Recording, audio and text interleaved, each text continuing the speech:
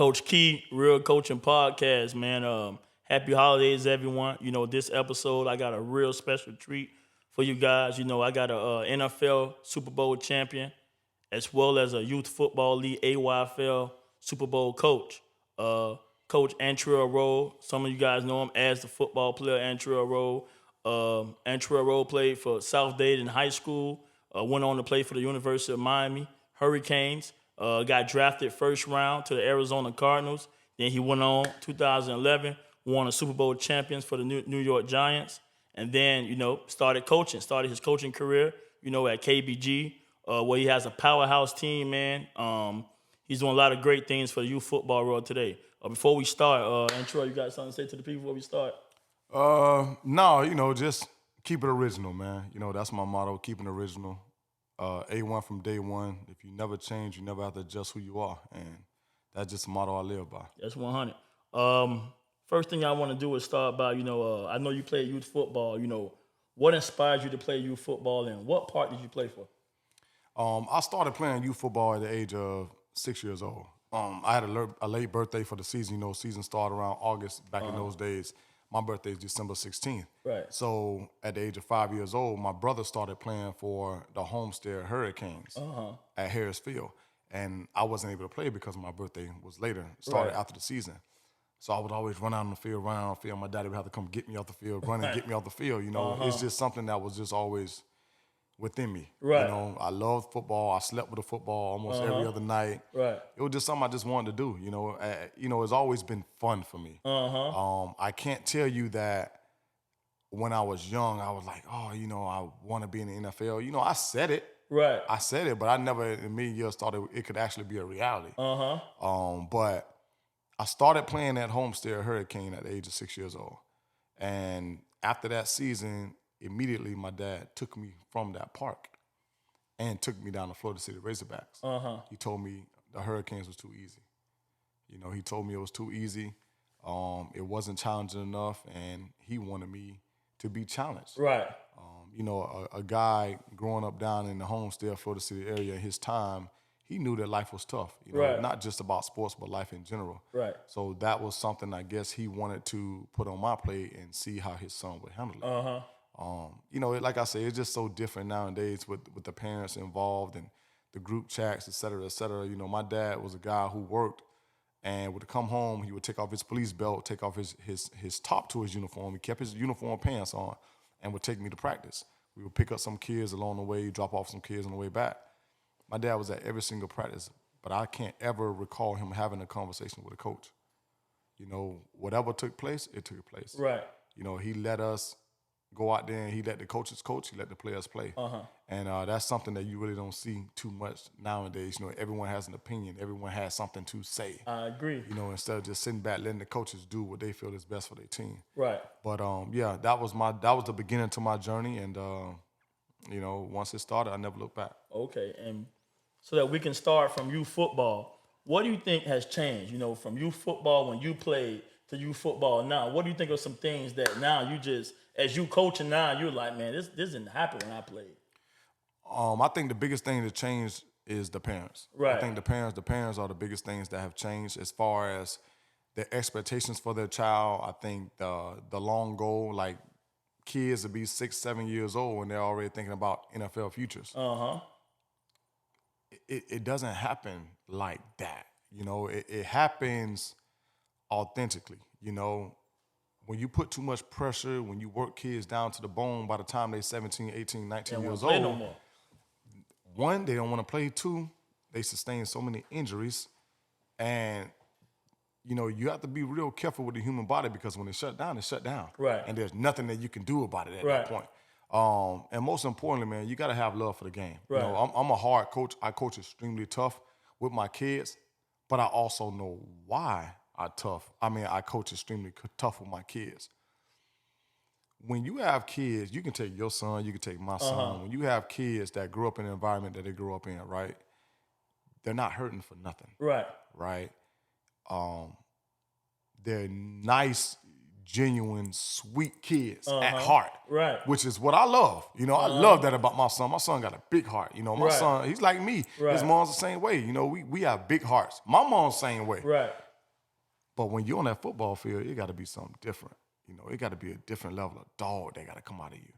So for me to instill that in the kids that we have on our football team, it's going to take a lot. Parents don't understand it. Some parents do, some parents don't. Sometimes as coaches, we can go overboard. I've had a couple instances where I've gone overboard and had to apologize to the parents. Damn, my bad, man. I shouldn't have done that, or I shouldn't have said that. But when you've lived to play this game, and I tell people all the time, like, I'm programmed, I'm wired different. Right. Like, I'm wired different. Game days, people stay away from me. They see a look on my face. I don't know what they're looking at, but I kind of have an idea because I'm wired different. And it's not something that I can turn off and on. I feel like in order to make it to the levels that I've made it to, I feel like you have to be wired a little different. You know what I mean? I think that's what gave me that edge that I needed to compete at the highest level. And I didn't only have that edge when I was playing. I have that edge now that I'm coaching. Right. And it doesn't leave your body, man. It's like riding a bike. Once you know how to ride a bike, you're never gonna forget. So I just take my experiences and my life lessons that I've learned or that I've endured growing up and playing youth football or even seeing certain things, and I try to instill it amongst these kids and try to give them the very best coaching and winning mentality that I can give them right now, because like I said, it's not just about football.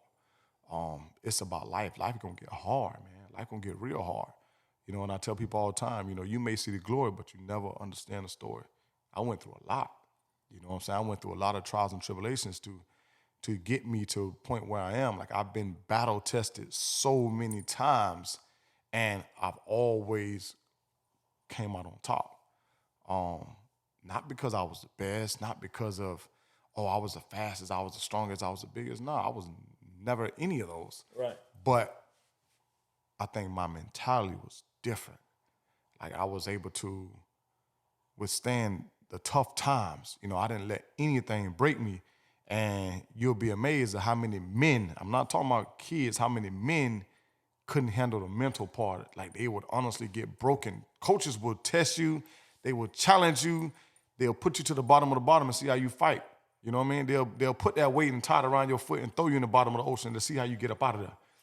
That's what they did to us, man. And listen, if you sink, it's over for you. Mm-hmm. So that was kind of my mentality, and that's a mentality now that I try to still amongst our kids, man. And we have a team that is built. It's not a team that's been bought.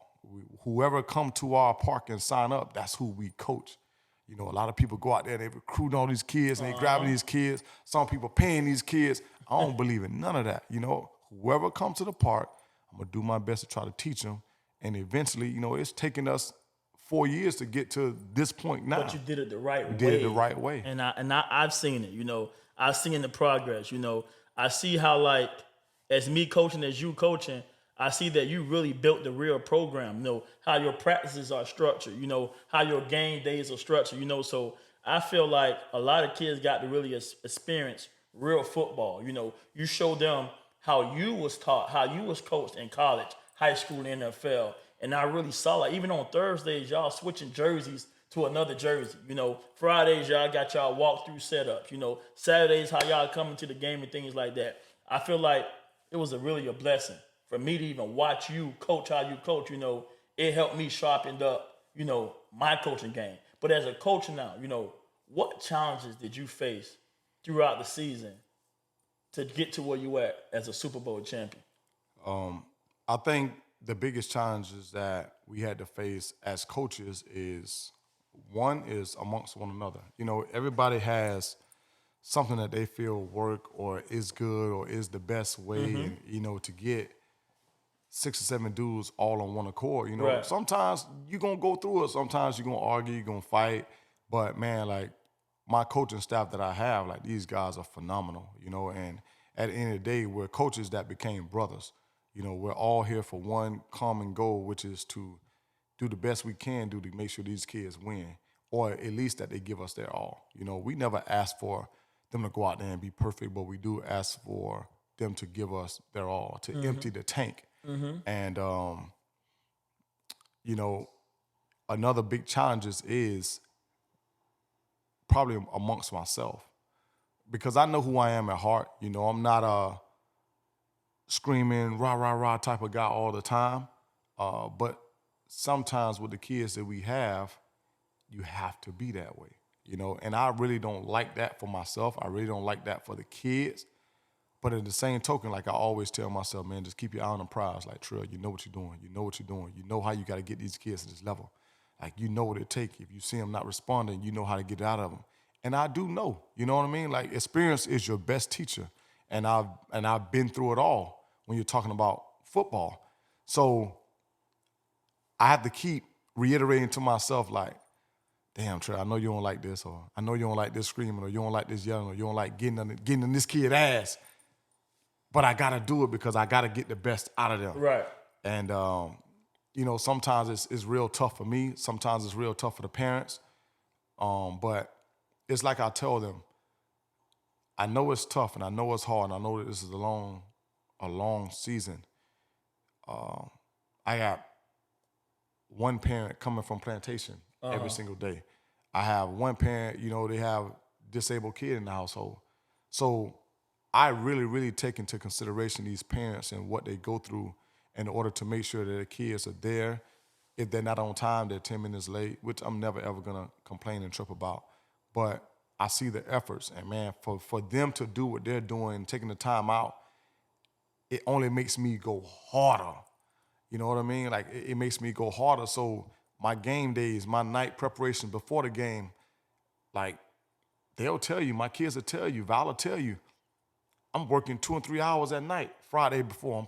I'm preparing this, making sure I got the ice, the Gatorade, the fans, the extension cord, the generators, the tents. I'm doing all this the night before the game. So when Saturday come, I already have anxiety, so I ain't sleeping before the game. So I'm dead tired once Saturday hit. Right. But I do it all for the kids, man. You know, I make sure that they try to have the very best Fridays before the game. I give them mandatory ice tubs. You know, I went and bought these 2 tubs that I got from Deion Sanders. I said, hey, Deion, you know where I get these tubs from? And he sent me a link. Deion sent me the link. I got 2 tubs, and I fill them up with ice. I get 7 bags of ice for each tub, water, and I make them kids sit in there for 7 minutes. Wow. Every Friday. Wow. Because and I've seen it. That's the way. And I've seen it. You know, you really giving these kids a experience of a lifetime. You know, things that they can witness now, that when they get older, they can already say, okay, I done been here before. I've been here. You get what I'm saying? Right. I know what it takes. I know what I got to do. I know how to take care of my body. So another thing I want to ask, you know, what inspires you to want to coach youth football? You know, as you got it all, you made it in life, you don't have to do what you're doing. And you're volunteering your time for free. You're giving back to the program. You're giving back to the community. You don't see that a lot in today's world where people made it in life and they want to deal with kids. What really made you want to do this? Well, the funny thing is I didn't want to do this. You know, my son started playing flag at the age of 5. I knew he had some talent. I knew he had some potential. And a couple of kids was like, hey, man, you want to play tackle? And he just immediately said, yeah. And I was like, you know, June, you sure you want to play tackle? Like, do you know what that is? And he was like, yeah. You know, I started him out in jiu-jitsu. He's a 2-time world champion in jiu-jitsu. So tackle football for him, it actually came quite natural. The first tackle he ever made, he made a kid fumble, just because he was used to the striking technique in jiu-jitsu. So it carried over to the football field. But I was on the sideline. I was chilling in my little chair, my little lounge chair, chilling. And one of the coaches, a couple of the coaches that we had, ended up leaving and coaching at Columbus. I believe it was basketball. So they were down to only 2 coaches, which was Birch and Coach Fly. And at that point in time, the quarterback we had was Landon Perez, and his dad volunteered me to coach. And I was like, damn, you know. I really didn't want to do it because I didn't want to mix the two of dad and coach. Right. You know, I heard those horror stories, and I never wanted to be that guy. Right. And so I ended up going out there and helping them out, and the team was good, and I think that I probably made them a little bit better, but it was all just a learning lesson. Like, I learned so much just from those kids in that first year. I also learned a lot about myself, and you realize immediately that just because you played at the highest level, you don't become Bill Belichick overnight. And a lot of ups and downs, man. A lot of ups and downs, and you know, Coach Fly, he's been with me since the beginning. Well, I should say I've been with him since the beginning because he was there before me. And you know, we're still able to make things work to this day and be on one accord. But it's taking me by storm, man. Like I never missed the game of football when I stopped playing. Right? I never missed the game of football. I had my son. My last season was 2015. My son was born in 2015. So for me, football was like whatever at that point. Once I had my son, you know, I really didn't care for the game that much, and I never realized how much I missed it until I started coaching with these little kids. Mm-hmm. I never realized how much I missed it. You know, when people ask me all the time, like, do you miss playing the game? I tell them, hell no, because I don't. But I miss certain feelings. So getting ready for a game, you know, that anxiety, that feeling like you can't sleep. And it's not about me, it's for them. I feel it for them. Yep. You know what I mean? Like, I want these boys to be successful. I want them to win at all costs. And more importantly, I want them to have that feeling like all the hard work they've done is meaning something, is adding up to something, is paying off. So now I'm locked in. Mm-hmm. You know what I mean? Once you have kids from the age of 6 years old and you see them growing up and you see how their progression is going, like I'm locked in. I ain't going nowhere until these kids go to high school. Right. You know, and I told myself, like, if their parents allow them to stay with me, I'm going to stay with them. And there's certain things that I can teach them that I know other coaches can't. There's certain things that I can take them through and I can give them certain type of knowledge. Like when I watch film, my kids now, they can break down film like collegiate students. You know what it takes to get there. They can honestly break down film. If I call this, what are you looking for? What are you expecting? What routes? Man, like they really break down film. And that's all a product of my teaching. Yep. And, you know, and that's something that I give myself a pat on the back for because when I notice it, you know, when you notice it, you notice it. And this past weekend in our Super Bowl game, that was the first time like I noticed my kids. I'm like, damn, they got it. Like I saw a kid on my team, DJ. I saw DJ grab Rocco grabbed him from the back of the shoulder pads and threw him to the other side of the field to put him in position. When I saw that, I said, this game won. I said, they can't mess with us. This shit done. Mm-hmm. It's done. Mm-hmm. And I just love the language that you speak to them. You know, as me being on the sideline watching you, man, and the way that you talk to them, it's not normal to talk to 9-year-old kids. Right. It's not normal. You're using college lingo, college terms. You know that any other youth football coach, they don't speak like that. You got headsets for all the coaches. Everybody up on the booth talking to each other. You communicating with the coaches. You letting them know what's going on. And, hey, y'all calm down. You know, a lot of people never did that before. I got other coaches that the first thing they say, hey, man, y'all man, they well coached. That's one thing I can say. They well coached. So I can take my hat off to you and say, man, you did a great job of coaching them kids the right way. Man, you know, we appreciate that, man. And, you know, the thing about that is, okay, you have Kendall 9U, and they automatically associate that with Antrel Rolle because of the name, right? And I understand and I get it, man, but that program is so much bigger than Antrel Rolle in his name. It's, you know, Milton Rogers, it's Coach Fly, it's Coach Borden, it's Coach Elvie, it's Coach Berry, you know, Coach Harvey. Like, all those guys played such a pivotal role each and every single day. Like, everybody has their role, you know what I mean? Like, those headsets wouldn't be up and working and functioning if it weren't for Milton. You know what I'm saying? Like, our offense wouldn't look the way that it looked if it weren't for Borden and Milton. You know, Harvey came in and he was a crucial addition to us in this playoff run. Barry, you know, and I tell people all the time, like, he is honestly our most dedicated coach that we have. You know what I mean? And a lot of people probably won't even know who his name is or even who he is, man, but we know who he is. Like, the parents know he deals with the kids in a different way. Like, you know, him and Milton, like, they have a certain way of dealing with those kids, which is different than my way, which is different than Flyway. And it works. You know, we're all different. and it works, man. Like the coaching staff that we have, Fly. Everybody like, man, I love this guy. Energy. Who's this guy, man? Great energy. That's Fly, bro. Like that. Fly, 51 years old. But that's you know how he is. But that's what everybody brings something to the table. I agree. You know, and like while they say, oh, you know, Antrel Rolle team, nah, man, that ain't my team, man. Like that's our team. Like I agree. It's all of our coaches, man. Because I tell you what, if you take them off the map, I'm not doing this shit by myself. You can't do it by yourself. I ain't doing this by myself. A lot of people don't understand that, man. I'm not doing this by myself. Right. So all these coaches, man, like these coaches give their all. And Borden got like 15 jobs. You know, I always clown him, man. I say, man, you got more jobs than the Chinese person. And you know what I'm saying? And he always there. And he's always for those there. kids. He's I agree. always there. I agree. You know what I mean? Milton working up in Wynwood, you know, kind of run down, beat traffic, this and the other. He's our event planner. Like, he's our schedule guy. Like, he makes sure everything is on point. Yep. You know, and he never misses a beat. No matter what. Hey, Milton, man, we need these flyers. This and another. Bam, bam, bam. He bang it out. Yeah. No, y'all got great.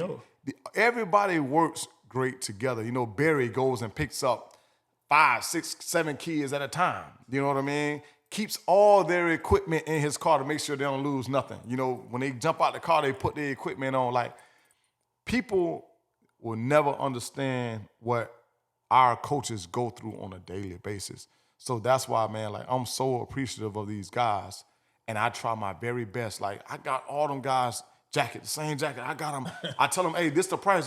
You know what? I end up paying for it. Why? Because this is my token of appreciation to you guys. I agree. You know what I'm saying? Like, I love them boys like they my brothers, man, and we got it done. Like, we've been through the mud. We've taken our bumps and our bruises together.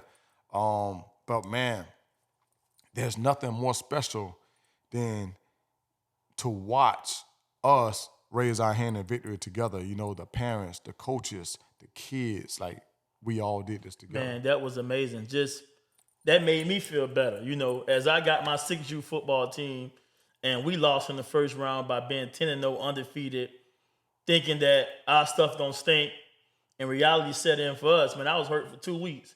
But what made that pain go away is me seeing you hold up that trophy, man. I promise you, you know, that really felt great just to see a team at KBG from Kendall. Because when people see Kendall, oh, these are Kendall kids, not knowing who we really are. Right. First thing they say, oh, KBG and the AYFL, they haven't won a Super Bowl yet. So now what they going to say now? You know, what y'all going to say now? So that really meant a lot to me to see you win the Super Bowl. You know, speaking on that, man, like, you know, like I know, we've been locked in since you stepped foot on the park. And watching your 6U team, at times I was honestly jealous because I felt like I didn't have that on my 9U. But I wanted those kids. Your kids fly around like grown men, like the chemistry they had.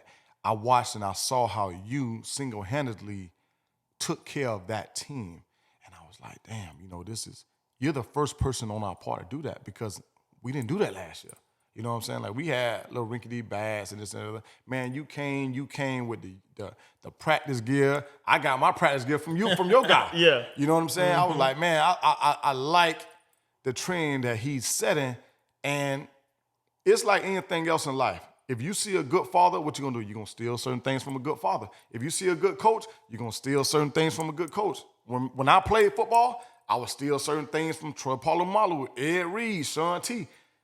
If you're a smart guy, you steal the things that can make you better, right? And I felt like I've stolen a lot of things from you that made not only myself and the team better, the coaches better. You know, we all uniform. You know, we came out there looking good. And that's how it worked. Like, we got to piggyback off one another. Mm-hmm. You know, like, if you really ride with somebody, there's no such thing as envy or jealous. It's only picking each other up. It's only getting better. And you and I have had several conversations throughout this year how to make certain things better. And that's why I told you what I told you. I said, man, Key, bro, I need you on the sideline. Like, you speak to me a different way that I need to hear. You know, PPO, you were telling me, hey, Trell, Sunrise, hey, Trell, man, this guy in this gap, he's not hitting it. They blowing him up, man. You got to switch to this. And I'm not a guy that thinks he knows everything. Like, I like to get feedback I gotta listen to it because it's only gonna make us better. And I feel like that's the way we've operated all year long. And then you take it a step further as far as the Super Bowl. Yeah, in this AYFL league, last year my team went the furthest that anyone has ever gone, which was a second round playoff. Yeah, it was good, and it was honestly an overachievement for my team that I had last year. We overachieved, but it still wasn't good enough. And once you got a taste of that, man, you're like, man, I gotta go get it. Like, I gotta go get it. And we got Fernando and we got Albert that are our commissioners, and Vic that are our commissioners. And the time that those guys put in, bro, unparalleled, man. I mean, I've never seen nothing like that before. I mean, and they got families. They got family. They have their own businesses, their own successful businesses. And those guys, they got kids in other programs, Columbus, college, and those guys are always there. They're always there anytime you need, and they're involved with us as if they have nothing else going on. Yeah, that's the crazy part, right? I agree. So to put on, we put on for our 9U, we put on for the K9 unit, we put on for KBG, but to put on for your commissioners, that's something big for them that they can honestly hang their hat on and say, we were a part of this. I saw you give our commissioners shirts, new era. I was like, damn, that's dope, man. So I went and got them, the takeover shirts. You know what I'm saying? Like, because we got to take care of them guys because they take care of us. My point. You know what I mean? Like, they take care of us. So, like I say, yeah, we were the first ones to attend the Super Bowl. We were the first ones to win it. But we're not going to be the last, man, because I've said this and I've told everyone all year long, your team is the best team on our part. And, yeah, you guys fell short, but I honestly feel like this had to happen for you to create the dynasty that you're finna create. Right. And your team is like that. Right, and you're honestly about to create a dynasty that I know that you probably thinking it, and you don't know, but I know because I've been there. Right. And I can't say my 6U year, 7U year, or 8U year even compared to what you did in 1 year.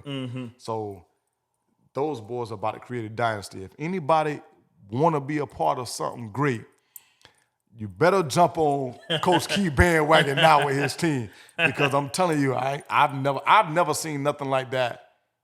Probably period in youth football, right? Right. And those boys are gonna be special, man. I appreciate that. They're gonna be special. I appreciate that, man. And I think another thing I want to talk about, another topic, is big. When they see dads coaching, first thing they say is daddy ball. So define daddy ball, and what does daddy ball mean to you, and how can you assure that daddy ball is not going on in your program? Because they'll see, I have a son that's on the team, and they'll see my son get the ball, my son score a touchdown. Oh, he only doing that because he's playing daddy ball. Or they'll see your son balling out, and June is only doing that because Antrel is his dad. Well, with that, I really don't give it too much thought, because the one thing about film is it doesn't lie. I agree. The one thing about film is it doesn't lie. So when we have Cinco, whose dad is Coach Milton, that's on our team, Cinco is Cinco.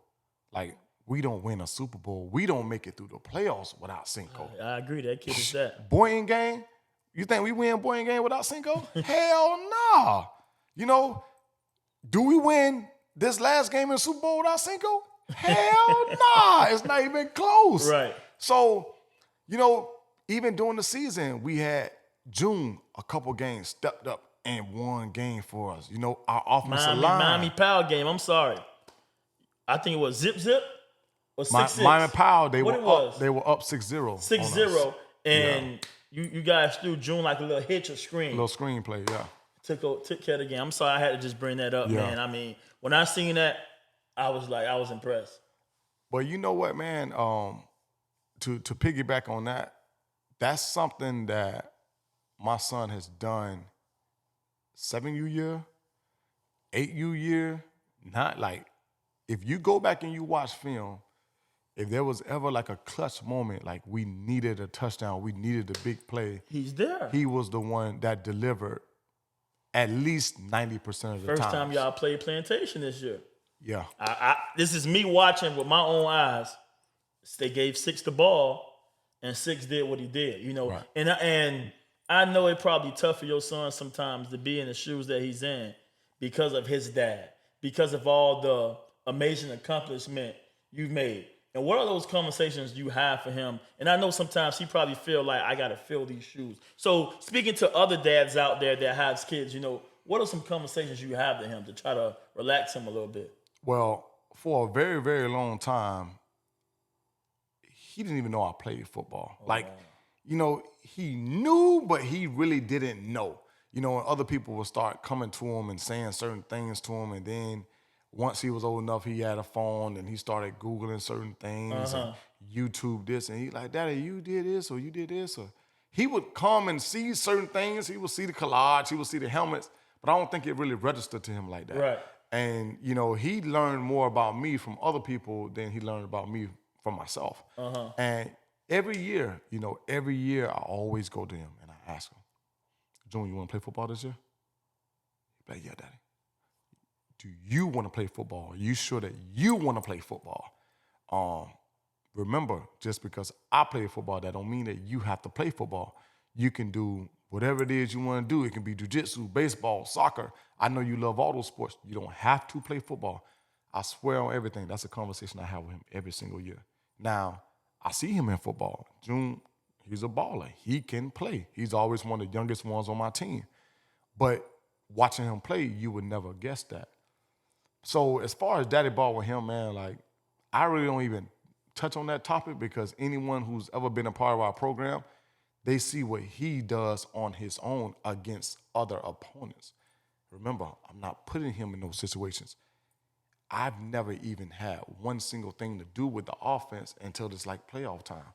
So if he has a starting job, it has nothing to do with me. If he get the ball 10 times or 2 times, it has nothing to do with me. He's been in games where he hasn't touched the ball. He's been in games where he got the ball 10 times. He's going to always be the same kid. He's going to work hard. He's going to try to do his very, very best because that's what I tell him to do. If you ain't touching the ball, you better be blocking your ass off. He knows how I am with him. I'm very, very tough on him because I know his limits. I know what he can do. So there was one point in time last year, I had one of my best friends mad at me. His mama mad, my mama mad, everybody mad because I benched him. I benched him because we were playing against Hollandale. One run, he had 7 yards. The next one, he had 15 yards. I took his ass out, set him on the bench. I went off on him on the sideline. People looking at me like I'm crazy. I'm like, bro, I know my son. Like, both of those runs should have been touchdown if he wasn't tipping, if he wasn't BSing. I know him. I don't accept mediocrity from him. I don't expect him to be perfect, but if you're going to go out there, give me your all. Right. So I'm trying to instill that in him now. Like, I don't care if I'm daddy. You know who your daddy is. That means work. Daddy equals work. Put in the damn work. I agree. Because if you ain't doing it, and Borden will tell you, Milton will tell you, Autumn will tell you, man, if he ain't doing it right, get his ass up out of there.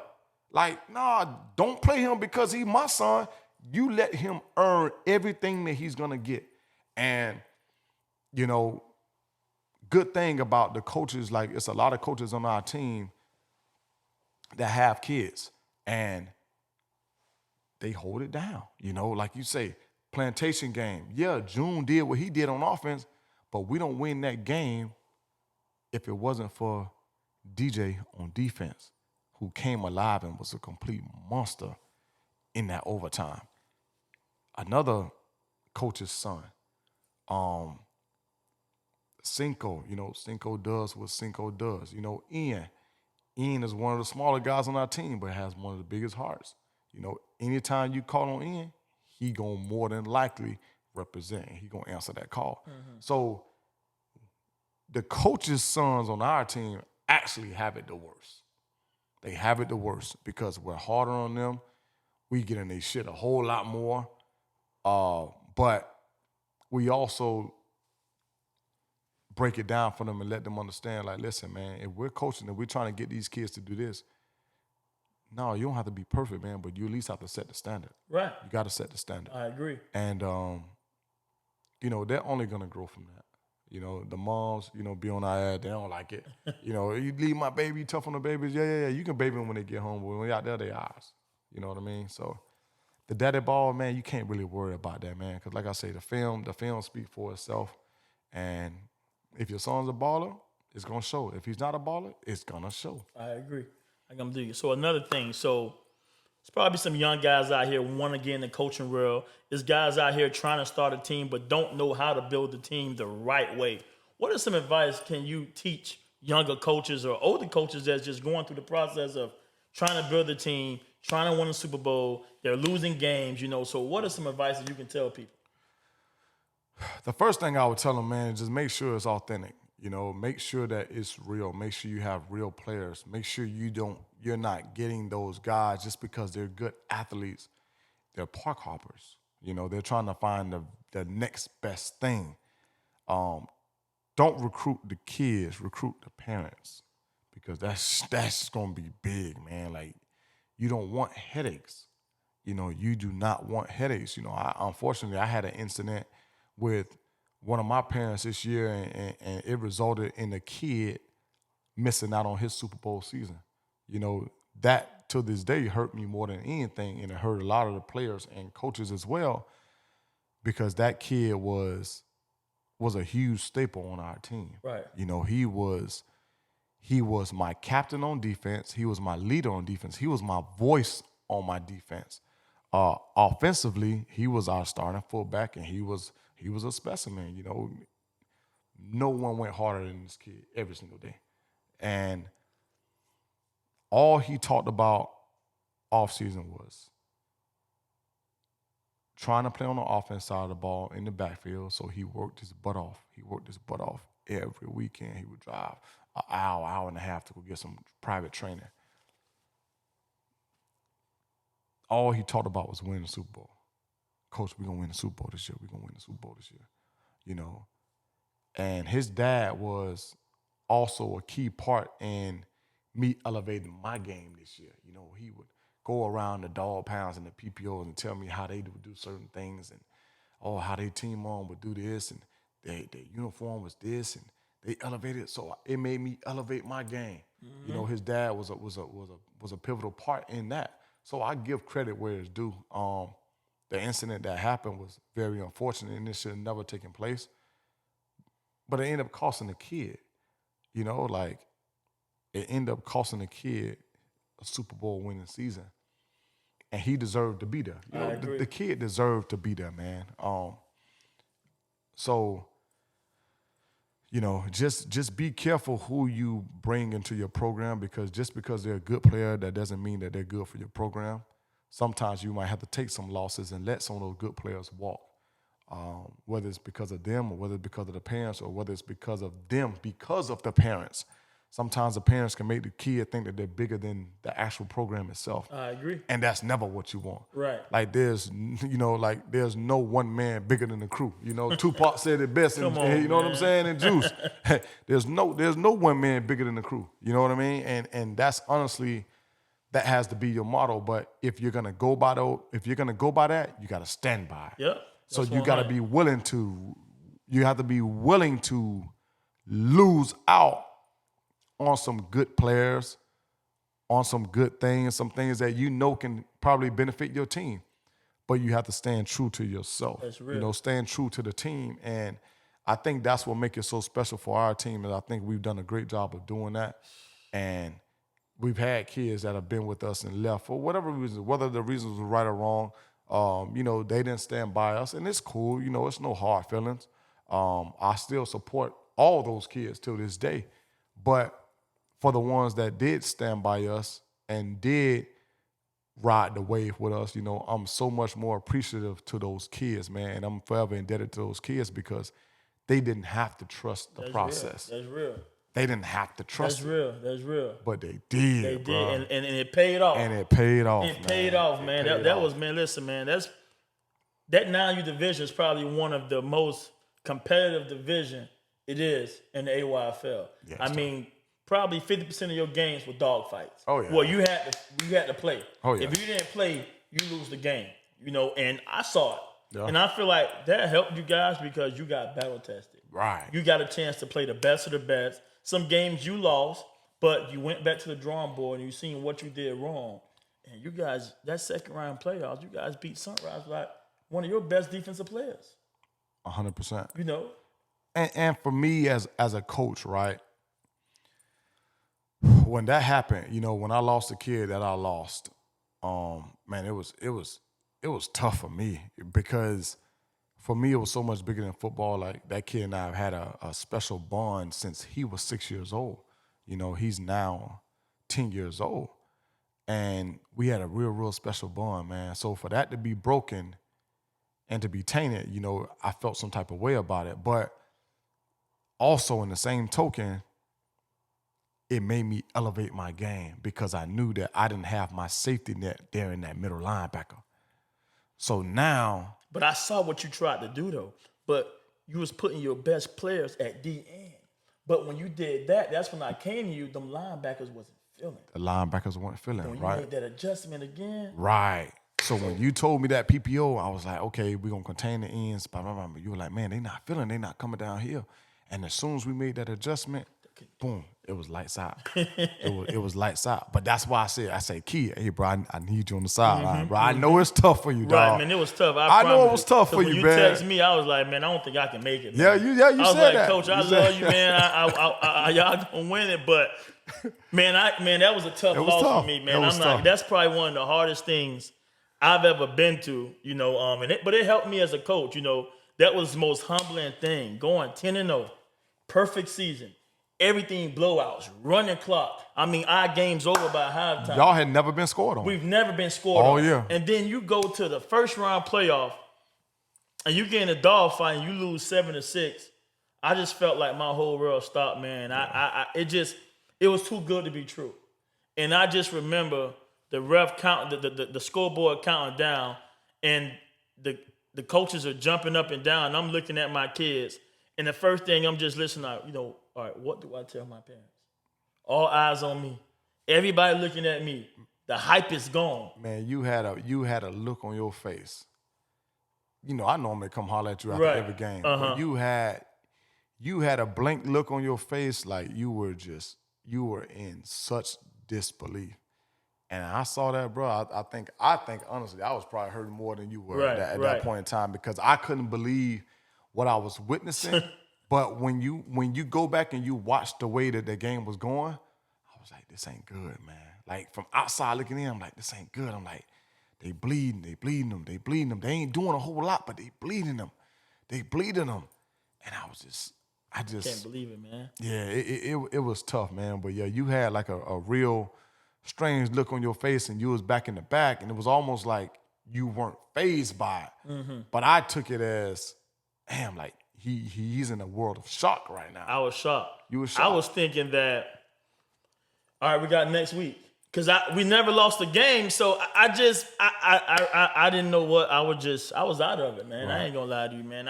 And the only thing what was humbling, and as a head coach, I'm telling you guys, man, just after a loss like that, what are you gonna say to your kids? What do you say to your parents? How do you lift these kids up after this loss? And I had to find a way, man, to pick these kids up and to let these parents know. The first thing I asked the parent, man, raise your hand if you never lost in life. Raise your hand if you never made a mistake in life. So please don't hold 5- and 6-year-olds accountable 100%. For losing a football game. 100%. I say when y'all get in that car and y'all on y'all way home, take them kids to go get ice cream. Take them to go do something. But speak positivity to them kids. Don't even talk about this football game to these kids. And that's was something that I had to talk to the kids about and the parents about, man. But it was tough. That's tough. That was tough for me. I remember I had to go play a game after that, and I was shook after that. Mm-hmm. I was shook, man. But it's like I told you, man, like sometimes we have to go through the fire. Yeah. We gotta go through it in order to come out on the other end, man. I agree. Like I think that's just gonna make you so much of a better, more prepared, and more alert coaches to the things that you already knew, but you probably pushed to the wayside. Because there's certain things that you knew that you could have done that made y'all win that game. Yeah, you're right. You know it. And I live with it every day. Every night before I go to sleep. I mean, I'm waking up 3 a.m, I still thinking about the game. And I know some people like, oh yeah, it's just 6U games. But man, when you put your all in something, when you training them kids from March all the way throughout the summer, 2 days, buying them pizza, when you invest in something, man, listen, it means a lot to you. Just because they're 5 and 6-year-old kids, I felt like I was invested to that. I invested a lot of time. I invested a lot of energy. I sacrificed a lot of things for these kids. And man, it's still days where I go to sleep and I wake up in the middle of the night of what can I do right? What could I have done better? And I know what I could have done better, but that's me trying to give others opportunities. 100%. And I'm just trying to give others a chance. And I told that person, you know, I'm going to live with you, I'm going to die by you. No matter what, I got your back. And, you know, it happened, you know, but from now I can learn from it and I can build from this. But I'm letting everybody know, all the parents, all the kids know, we really coming this year, man. This is going to be something special that we building this year at KBG 7U. I promise you, I'm getting all the resources that we need. I'm getting all the amazing parents. And this is going to be a real special year. I feel like I went through the fire. I know what it takes now. I got humbled. But my kids are hungry, and we already working, man, and we coming. I think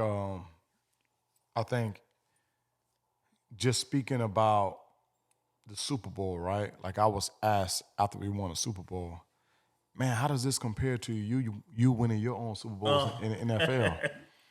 And I told him, I said, honestly, man, this shit doesn't even compare. Wow, that's big. I said, bro, win the NFL Super Bowl. Bro, listen, and don't get me wrong, that was the hardest thing personally that I ever had to do. Like, when you know how people talk about emptying the tank, bro, Yes. I emptied the tank on my second Super Bowl.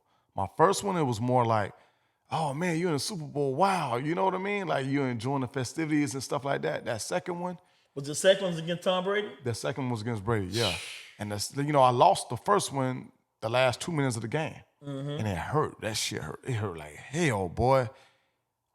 But it's like I'm telling you, I had to go through that to get an opportunity the second time to realize, nah, Trell, laser focus.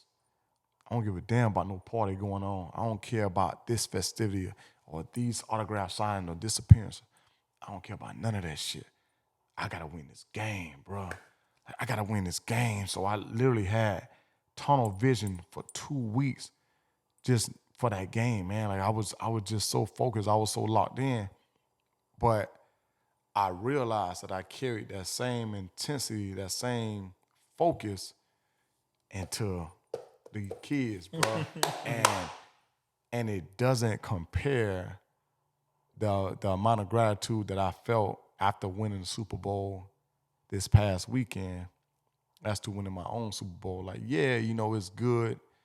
Everybody wants to play in the Super Bowl. Who doesn't want to win an NFL Super Bowl, but if anybody know anything about me, I've never been a fan of accolades. Right. I have a million accolades that I can speak for. I don't really care about none of them. I don't care about Pro Bowls or Hall of Fames and this. I don't care about none of that. The only thing I ever cared about when I played was he accountable? Was he a team player? Could his team rely on him?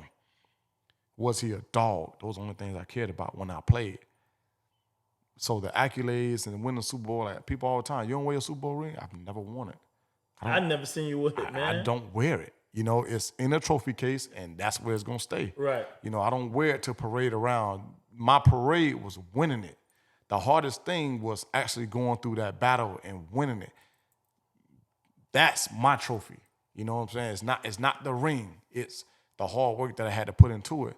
So when these kids won this, man, I swear, like I boo-hoo, I swear I cried like a baby, bro, because it wasn't about me or me winning the Super Bowl. It was about them kids winning the Super Bowl. And I know I know personally what some of those kids have gone through for the past 4 years.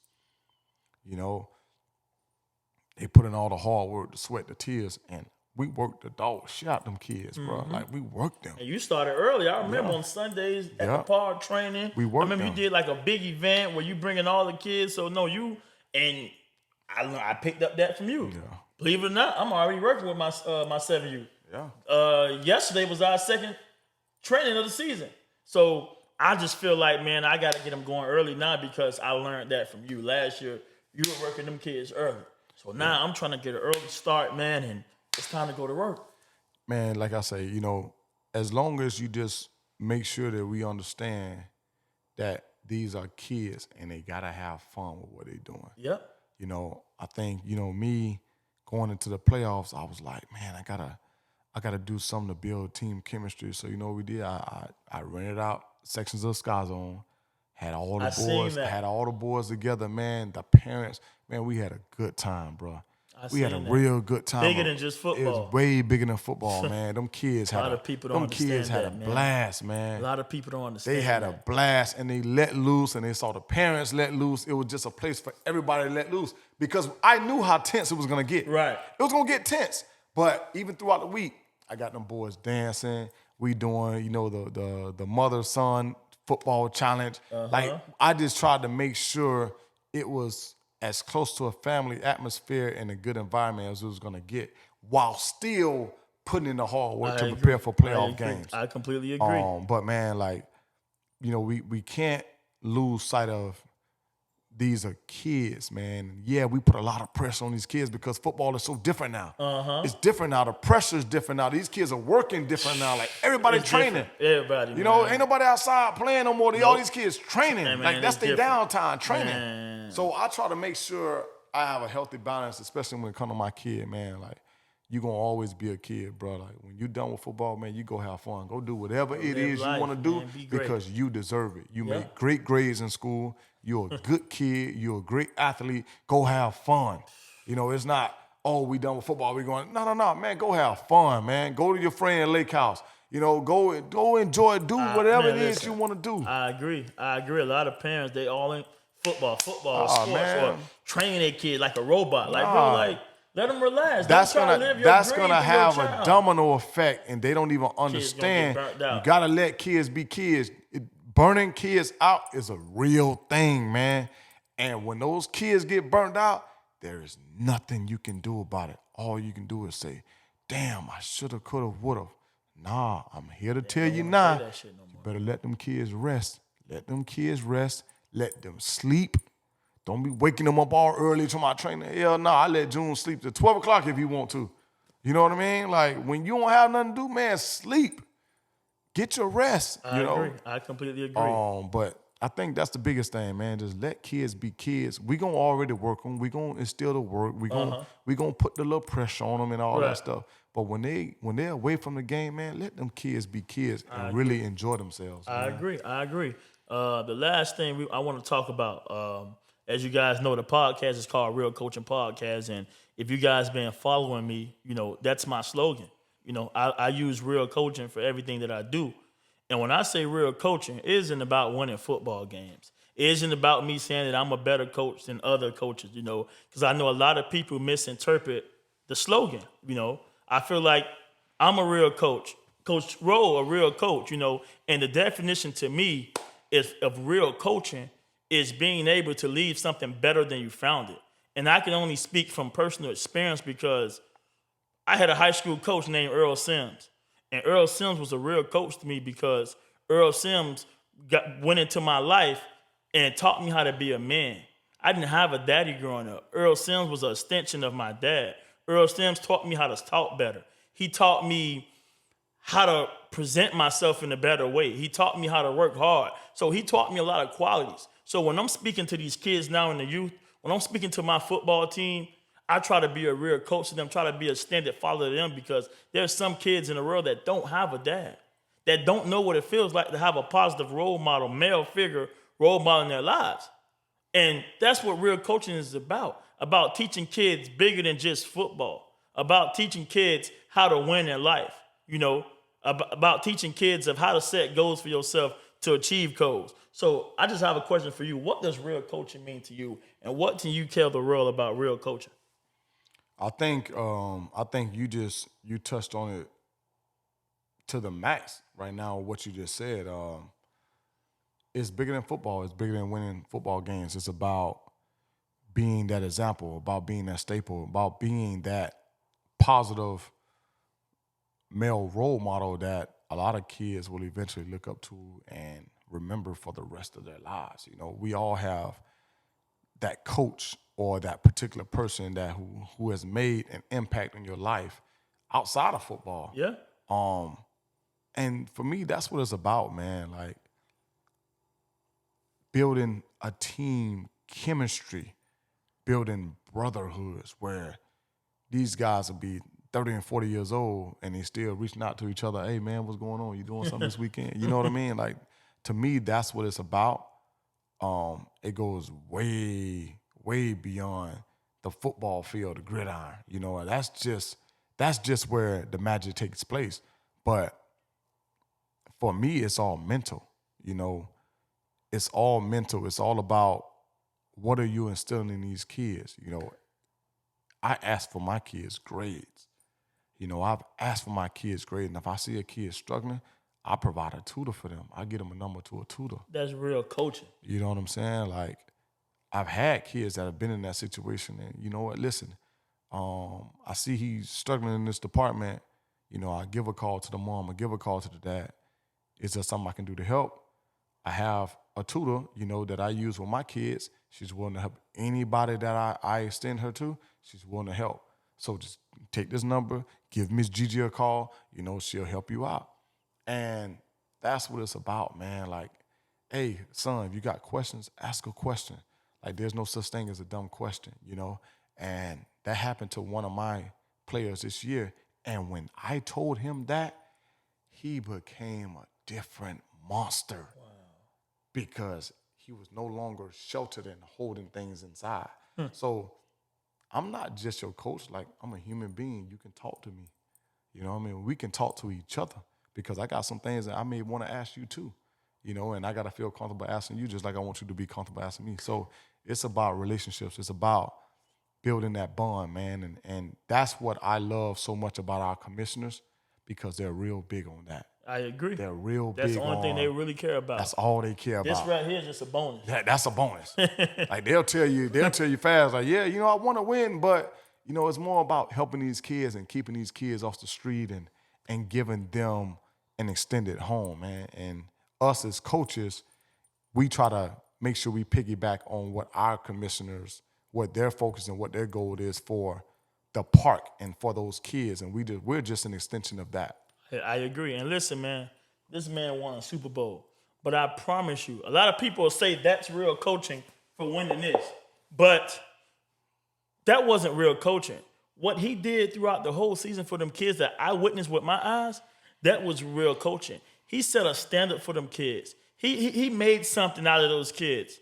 You know, he really, really set the tone for those kids. I mean, during the Super Bowl game, them kids took a charter bus to the game. They had their parents waving signs while they're walking off the bus, just how it would be for college or the NFL when you walking inside the stadium. Team had 3 sets of uniforms. Kids had book bags. Kids had socks. Kids had warm-up gear.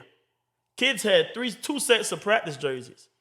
Kids had a big-time NFL coach with other great real male role models in their lives.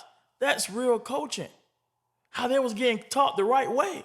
That was probably one of the best experiences that I had as a park, because I've been at a park before KBG. But me coming to KBG to see a coach like Coach Rolle and to see what he brought to the kids, what he brought to the community.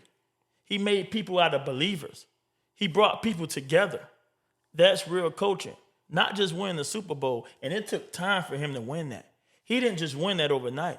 He started on 6U.